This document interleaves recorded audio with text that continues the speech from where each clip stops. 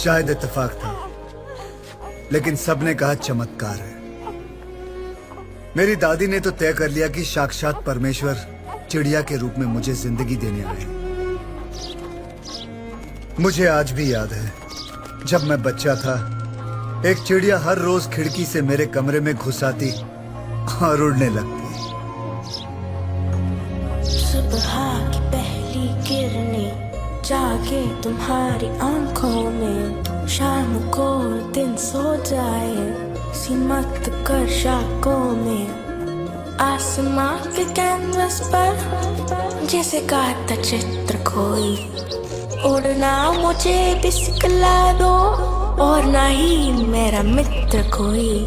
नन्ही सी जान कि तुम्हारी गूंजे सदा। तभी मैंने फैसला कर लिया कि मेरी जिंदगी सिर्फ पक्षियों के लिए है, बस।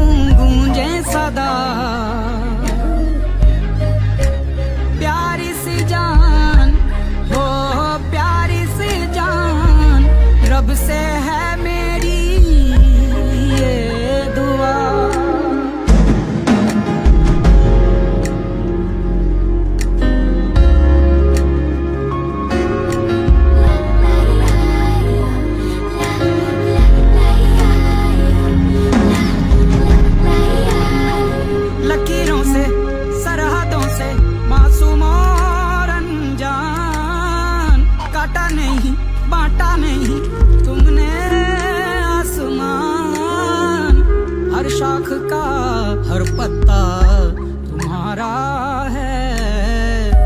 सारी दुनिया को स्वर से निखारा है, गाए मेरा दिल संग तुम्हारे पंछियों। दिल उड़ना चाहे साथ तुम्हारे पंछियों, मुझको अपने परों पे तू बिठा कर चल चल चल चल, इस जमीन से चल चल चल। इसीलिए ऑर्निथोलॉजी पढ़ी और मैं ऑर्निथोलॉजी प्रोफेसर भी बन गया। पुन उलगालीरो भुवन मुल्दालीरो नन्नया पुली नंगाल, ये तमिल भाषा का एक बहुत ही पुराना गीत है। अर्थात ओ पंछी तू सारे जगत पे छाया है, यहां से लेकर स्वर्ग तक धरती और आकाश तुझसे भरे हुए हैं। दुनिया के सारे पक्षियों का वजन मनुष्य के वजन से 100 गुना ज्यादा होता है।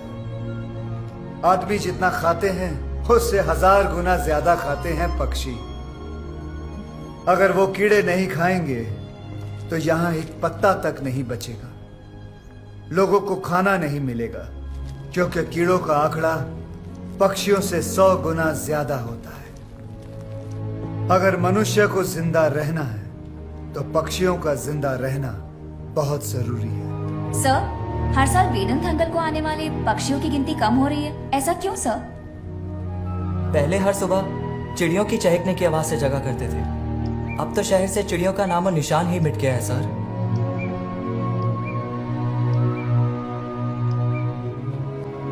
उन्नीस 1996 में हिंदुस्तान में सेलफोन इंट्रोड्यूस किया गया। उसके बाद से ही पक्षियों की गिनती कम होती चली गई, खास करके चिड़िया की। इसका नाम है आर्टिक टर्न। ये 50 ग्राम का एक छोटा सा पक्षी है। हर साल 12,000 किलोमीटर दूर अपने वेड़ंतांगल तक आता है और फिर लौट के चला जाता है। इसके पास मैप या रडार नहीं है। उसके दिमाग में आकाश से दिशा किरणों को पढ़ने की शक्ति है, उससे वो दिशा को पहचान पाता है। ये इस पक्षी की खासियत है। अब हमने सेलफोन टावर से निकलती हुई किरणों को आसमां में भर दिया है। इससे पक्षियों के दिमाग के अंदर की रेखा ग्रहण शक्ति आहिस्ते आहिस्ते खत्म होती जा रही है। वो राह भूल कर खो जाते हैं और उनका विनाश होते जा रहा है। इस रेडिएशन की वजह से पक्षी के अंडे बगैर मांस के कमजोर और नरम हो जाते हैं। पक्षी अंडे सेकने के लिए जैसे ही बैठते हैं तो वो टूट जाते हैं। सच तो यह है कि मानव की भी यही समस्या है। हम के शिकार बनते हैं, कम होती है, बढ़ता है, और इससे ज्यादा डिप्रेशन, स्किज़ोफ्रेनिया, अल्जाइमर, जिससे मानसिक कठिनाइयां बढ़ जाती हैं। सारे सिम्टम्स अब नजर आने लग गए हैं। मिस्टर पक्षीराजन, तो बताइए सॉल्यूशन क्या है? सेलफोन्स किसके लिए इस्तेमाल करते हैं? ज्यादातर फिजूल बातों के लिए। उसे कंट्रोल करेंगे। इतने सेलफोन्स क्यों? इतने टावर्स किस लिए? उसे कम करेंगे। सेलफोन कौन किस चीज के लिए कितना इस्तेमाल कर सकता है, इसके लिए एक कानून होना चाहिए। पागल हो गया है लगता है। आज के हाई फ्रीक्वेंसी सेलफोन टेक्नोलॉजी के बदले दूसरी टेक्नोलॉजी का पता लगाएंगे।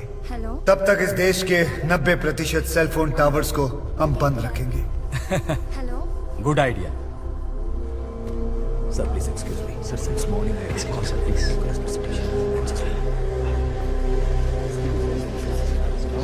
Save bird, save earth. Don't kill, don't kill. Don't kill birds. Save bird, save bird. Save bird, save earth. Don't kill, don't kill. Don't kill birds. Save bird, save earth.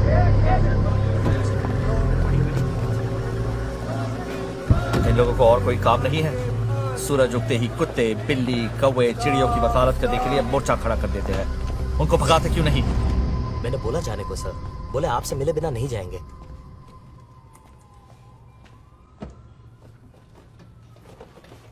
Tell me what's your problem?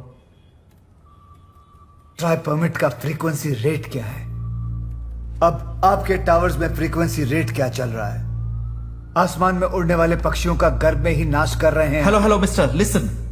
हम try के regulations को strictly follow कर रहे हैं।